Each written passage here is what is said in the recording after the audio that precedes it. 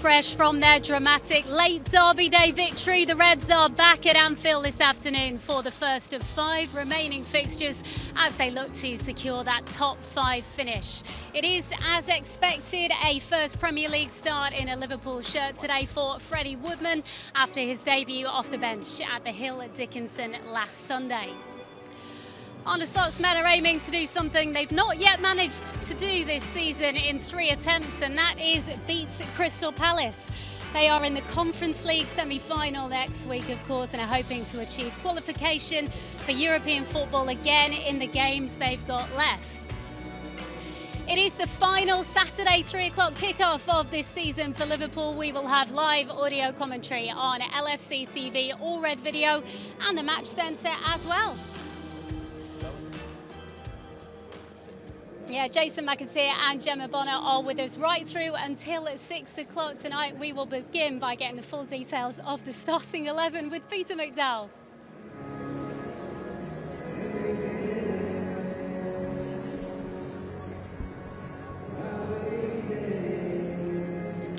Yeah, and the headlines being, Becky, that Freddy Woodman does start in that Liverpool team today. So his first start in the Premier League since 2021. Alisson thought to be close enough to make a decision, but it's young Armin Petchy who provides that backup on the substitutes bench. And also a continuation for Curtis Jones, we presume, at right back.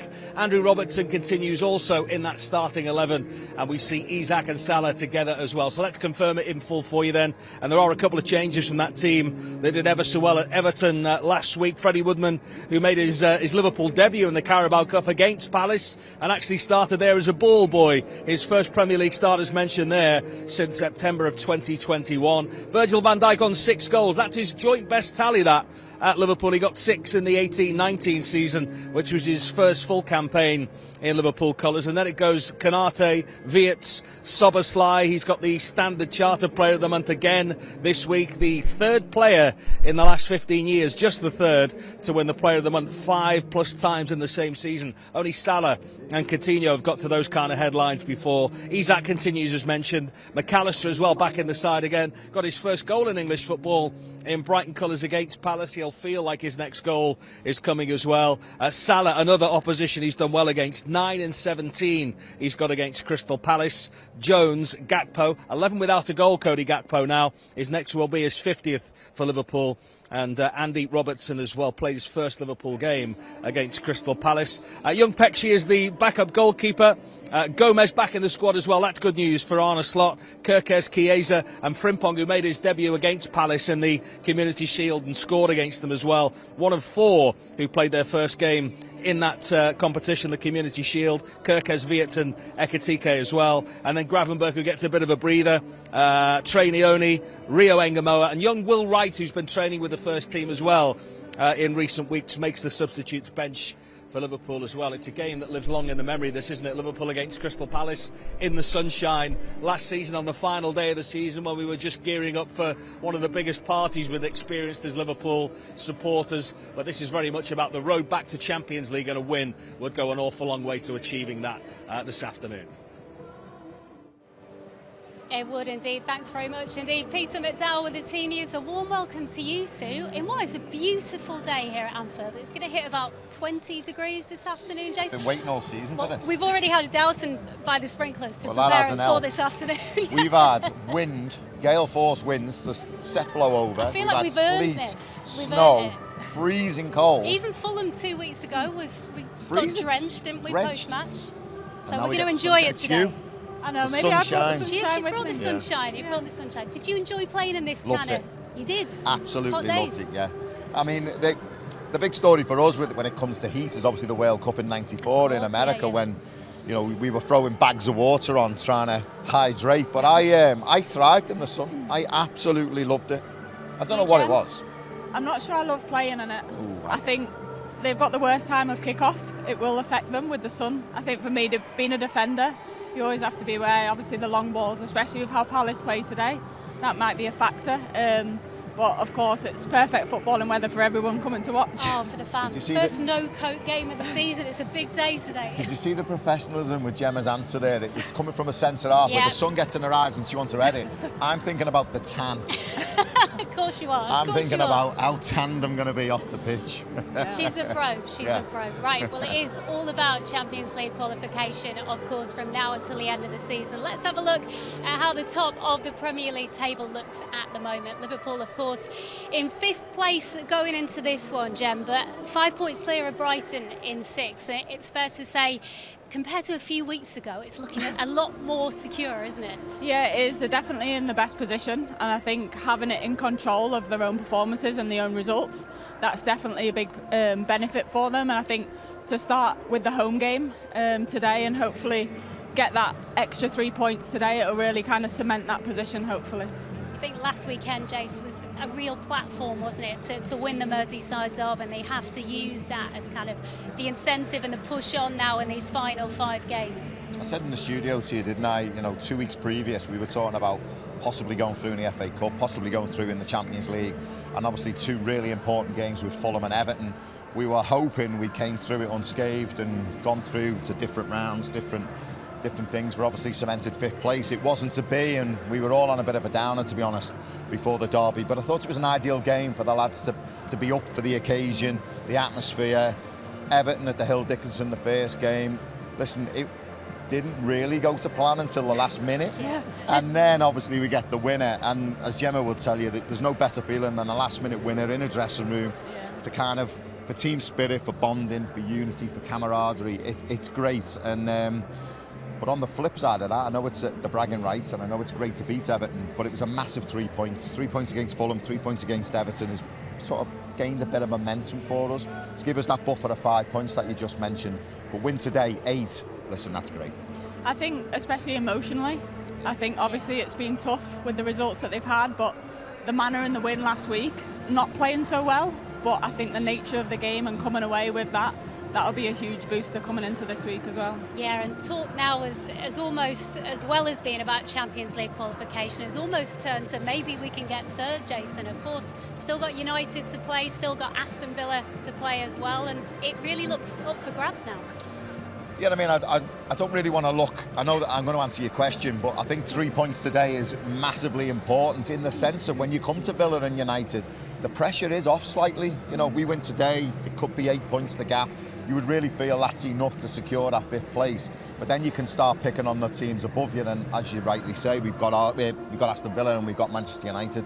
That pressure off of qualification, could play a big part psychologically in them games. Yeah, let's have a look at the remaining fixtures. There's not too many of them now. Of course, we're coming to the business end of the season, and after this, it is, of course, a trip to Old Trafford, Gem. And should results go our way, then Champions League qualification could be secured with a win in that game, which would be quite sweet, wouldn't it? Yeah, I think if you're going to do it at any place, that wouldn't be a bad place to do it. I think, as Jay said, firstly today, you have to get the 3 points. And I think, again, coming off the back of the last home game against Fulham, there was a decent performance then when we were kind of going through a bit of a rough patch. So I think coming in, like you said, to get the points on the board rather than having to wait and it gets later down the line and then other teams are picking up points as well, I think it'll really help kind of allow the players to maybe relax and show a little bit more confidence and belief, because they might have that secured already.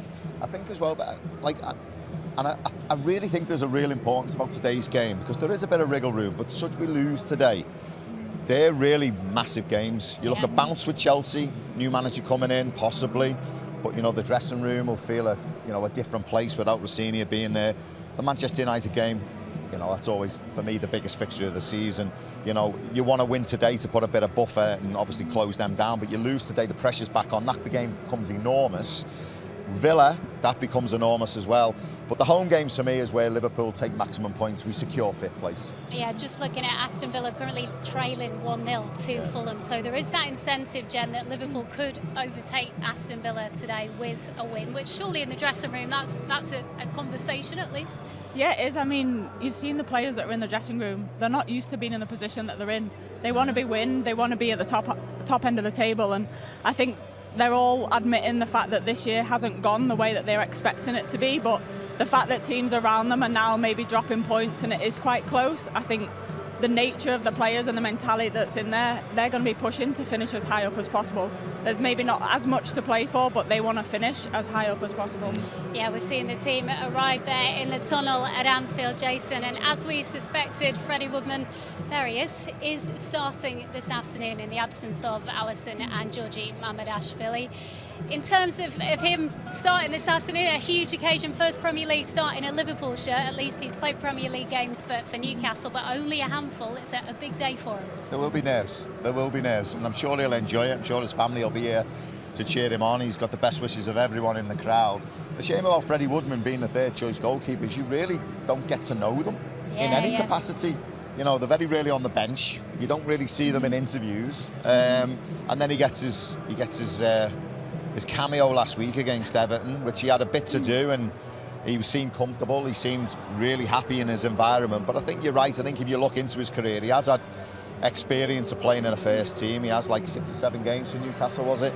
So he has been out there in high pressure situations, but he trains every day with the lads. He's a big personality in the dressing room as well. The lads will bring him through. And you know what? I think the back four will try and help him out a bit more as well. They'll be conscious of him, you know, and they really will bring him through today. Yeah, it's the same back four as it was the other day, James, so that will no doubt help. We're seeing some highlights of it is minutes in the Merseyside derby. I mean, Everton didn't have a shot after the 76th minute in this game, so he only comes on 58, so probably not tested too much. He will be tested, you would think, a little bit more today. Yeah, I mean, I'm sure, but I think that experience last week will really have helped him. And I think, you know, he said that going onto the pitch, when you've got that back four in front of you, you know, if you can't be comfortable behind them, then you probably can't be in the game. And I think having the experience of Robbo as well at left back, I think those players will really help him through. But, you know, you spoke about the fans maybe not knowing so much about him. He plays and trains with the players, and I think you could see how happy everyone was for him. So I think you can see he has that connection with the players already, and I think if you have that off the pitch, then coming on, I think it really will help them support him and be there for him. As a centre half in your team, if it was a young goalkeeper, the third choice, coming on, getting some minutes, would you be conscious of knowing she hasn't played a lot? Would you take it a bit more of a leadership role? You're probably aware of it, and you want to probably naturally protect them a little bit more. Yeah. But I think also, especially someone like Virgil, he'll know him because he knows what his strengths are, he knows what his weaknesses are, and I think you really want to make them feel as comfortable as quick as possible to make sure that they have to just do the simple things. And as a goalkeeper defender, the idea is to keep the ball out of the net, and I think that's probably the most important thing. But I think naturally you probably do have a little bit more protection there. In terms of Freddy Woodman as well, it's quite almost a full circle moment where he's from South London. He was with the Crystal Palace Academy. He was a ball boy at Palace as well. So it's funny how football does that sometimes. Good prep, good research. Yeah, it's funny how these things come up, isn't it? Oh, we'll have mixed emotions today then, won't he? I think, you know, it's always your first love, isn't it? And you'd always remember your first love. You'd always remember how you got into the game. You'd always remember the people that helped you out. So we will have mixed feelings today. But listen, I've been there. I've left this football club as, you know, a massive fan, played for the club, and obviously you go on to play for different teams. Have you played against Liverpool for someone else? Yeah. Yeah, it's hard, isn't it? Liverpool. Oh, you did? Yeah, that was hard as well. but it's really hard, isn't it? Yeah, it's really hard coming back for another team. Everything, yeah. Your thoughts on the right back position as well, Jem, which has been a position all season that has chopped and changed? Yeah, I think obviously everyone probably has different thoughts on who they prefer to play there. Obviously it's Curtis in there today. I actually like having Curtis at fullback. I think in terms of controlling the game, he's one of the top players on the ball. He never really gives the ball away. I think how Liverpool want to play and build, he can control that in the deep part to allow the players higher up to benefit from that. So I think, of course, teams are going to try and expose him defensively. But I think when you've got Ibu next to him, he's been used to covering that right side for so long. So I think, for me, I like seeing Curtis Jones at fullback. I thought it was one of his best games last week. And it's strange because he's not a natural... I say that, he's not a natural fullback, but fullbacks these days do venture into midfield, and that's where he's probably naturally drawn, isn't he, as that fullback. Liverpool did dominate most of the possession in the game, and he did contribute, you know, and when he did have to do his defensive work, he was on it. I don't know whether it was the derby, local lad, the extra it's got to make the a difference, adrenaline. It must have made a difference. But I don't want to say that, because I don't want to say, listen, he's turned up for the derby, because most games he does turn up. But last week, really good performance from Curtis Jones. Okay, thanks both. Lots more to come from Jace and Jem as well. We're going to get the full details now of the Crystal Palace starting 11. Here's Peter. It's not Talk about this Conference League semi-final, isn't there, around Crystal Palace? But when you look at the league table at the moment, they're in 13th place, 7 points off 6th place with 2 games in hand. So their ambitions are to try and finish as high as they can and maybe get close to the records that they've broken in the past as well. But they do have their eyes, of course, on this European adventure, and they make 4 changes to the team that were last out against West Ham. So let's confirm the 11 for you in full. Henderson continues in goal. It will be a back 5 when they don't have possession of the ball. The 2 flying wing backs in Munoz and Mitchell. Mitchell's played every game for them this season. And then the back 3 almost of Chris Richard, who's made his debut here at the start of the 22-23 season for Crystal Palace in a 1-1 draw. Lacroix, who is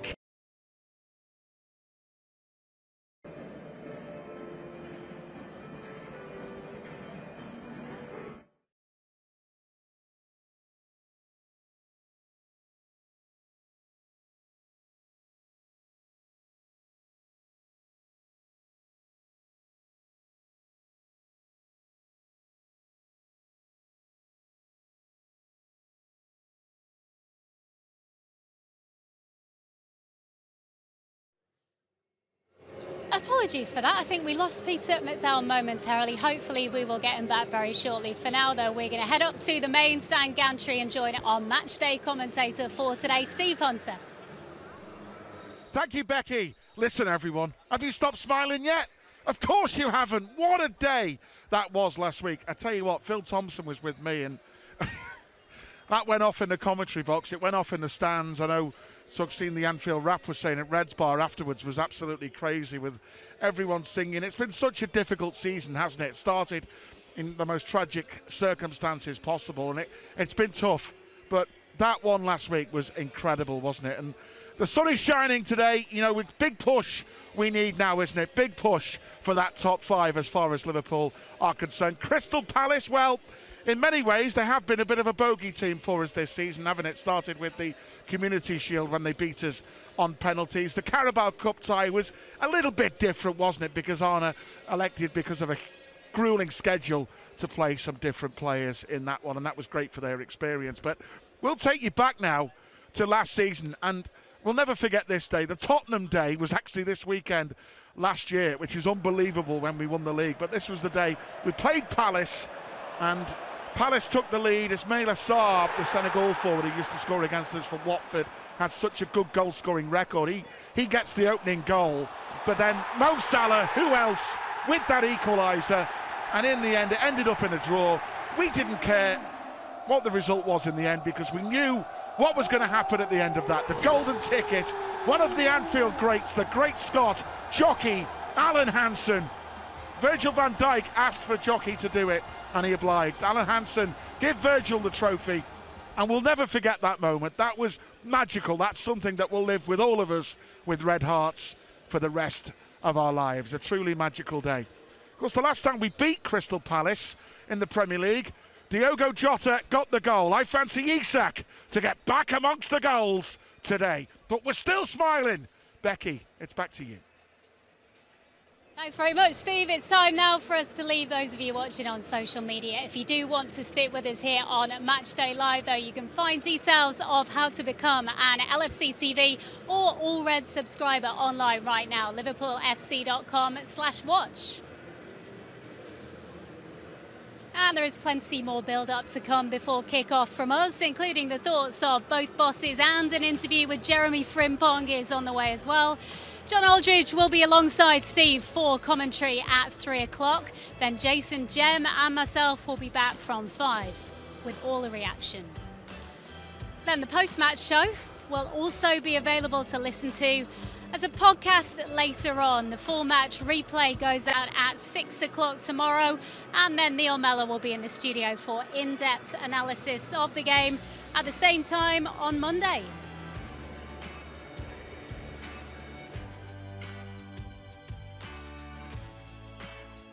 So Oh, it was this weekend last year that Liverpool made history by clinching their 20th top-flight title with a 5-1 victory over Tottenham. They haven't been able to repeat that feat this season, but they did make history 6 days ago by winning the first Merseyside derby at Hill Dickinson Stadium. For so long they have lived in Liverpool's shadow. Now in their resplendent new stadium, they have a chance to close the gap on Liverpool and to propel themselves into the race for the UEFA Champions League. Another slip-up for Chelsea yesterday hands Liverpool an opportunity to move that a little bit more clear. Dangerous ball, good save by Mamadashvili. The dangerous looking cross and arriving at pace. It's a beautifully taken goal. Offside, Liverpool survive. Here's Florian Wirtz, little thread, chance! Here's Gakpo, it's a lovely thread. You guessed it, Mohamed Salah for Liverpool. Cody Gakpo! Beautifully taken by Dewsbury Hall, and it's in.